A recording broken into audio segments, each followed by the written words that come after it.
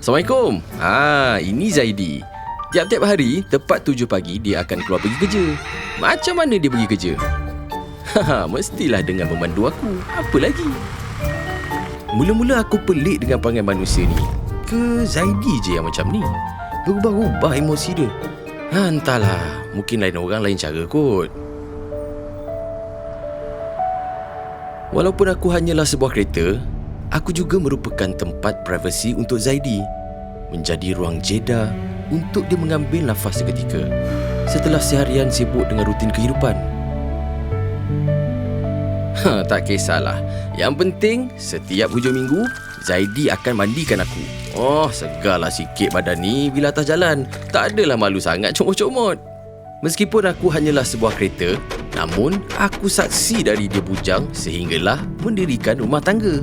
Dan mendapat cahaya mata. Cepat betul masa berlalu. Zaidi. Aku tengok Zaidi ni semakin matang dalam hidup dia. Anak pun semakin bertambah dan membesar. Aku gembira tengok Zaidi sekarang. Macam yang ni, Zaidi sekeluarga pergi solat tarawih di masjid setiap hari. Alhamdulillah, sejuk hati ni rasa. Patutlah rasa ringan je tayar atas jalan. Yang ni pula Zaidi sekeluarga nak pulang ke kampung. Maklumlah hari raya kan. Yang penting mereka tak gaduh-gaduh nak balik kampung siapa dulu.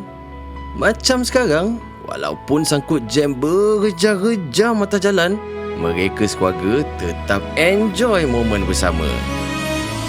Namun aku sedar, bila sampai masanya nanti, aku mungkin akan diganti. Cuma, selagi aku diperlukan, aku akan terus berkhidmat dengan Zaidi sekeluarga.